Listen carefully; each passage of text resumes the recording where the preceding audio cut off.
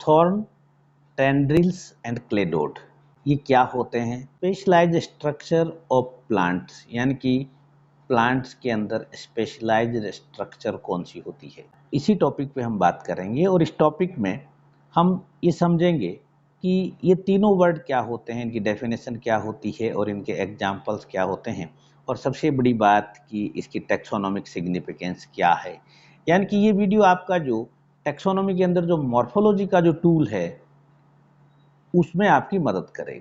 Thorn को simple अपने common भाषा में, आम भाषा में, थॉर्न यानी कि जो हमारे प्लांट्स पे, यानी कि जो प्लांट्स पे कुछ कांटे होते हैं उनको हम थॉर्न्स कहते हैं। टेंड्रिल यानी कि प्रतान, जो बहुत सॉफ्ट स्ट्रक्चर होती है।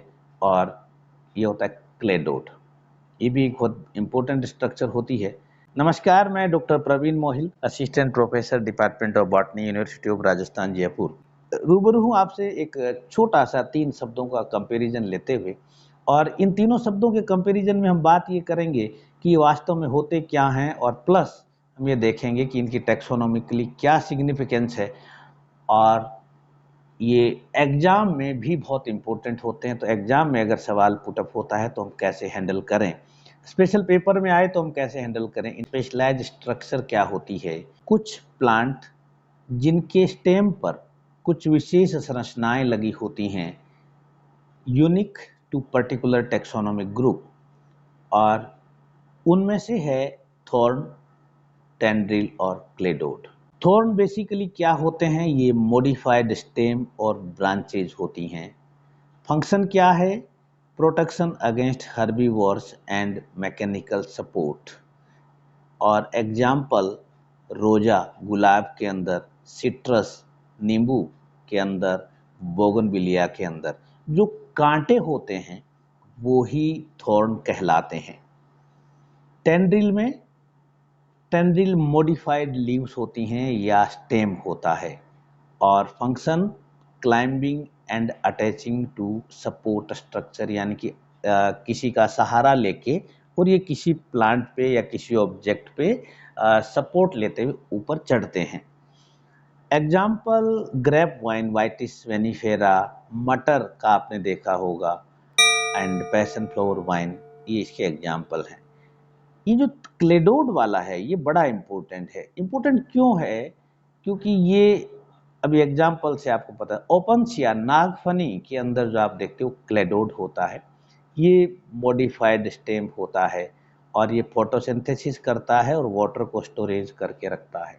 आप देख रहे हैं तीनों के फंक्शन अलग अलग हैं, तीनों के फंक्शन अलग अलग हैं, और तीनों के एग्जाम्पल भी आप देख पा रहे हैं कि अलग अलग हैं।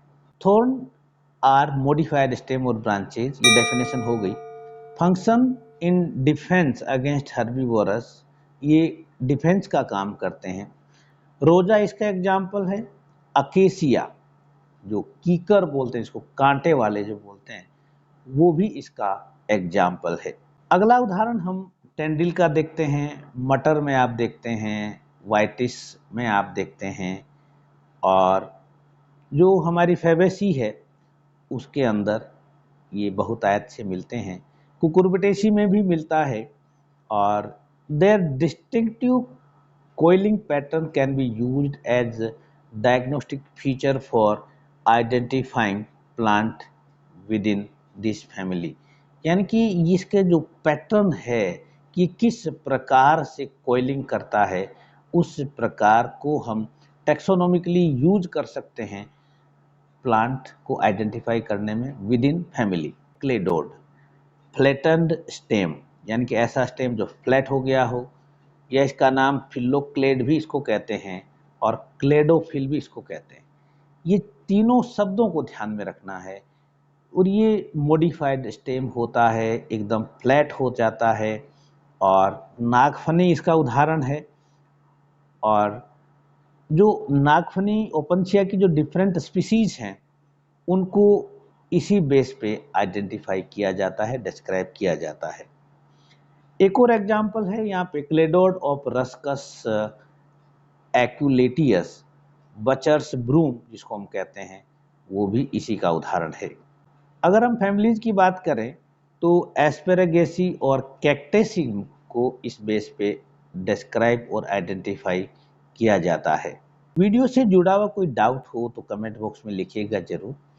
और एक डाउट तो आपका होगा ही कि सर ये वीडियो कहाँ काम आएगा। ये काम आएगा आपके जो मॉर्फोलॉजिकल टूल ऑफ टेक्सोनॉमी है वहाँ पे ये काम आएगा, प्लस आपका जो कॉम्पिटिटिव एग्जाम है जैसे पीएचडी एंट्रेंस एग्जाम आप दोगे और डिफरेंट डिफरेंट एग्जाम दोगे, आरपीएससी दोगे, वहाँ पे क्लेडोड पे क्वेश्चन जरूर आता है, इसलिए वहाँ काम आएगा। और भी आपका सवाल हो तो पुटअप करिएगा। और वीडियो अच्छा लगा हो तो लाइक कीजिएगा और किसी की हेल्प के लिए शेयर कीजिएगा। Thank you very much.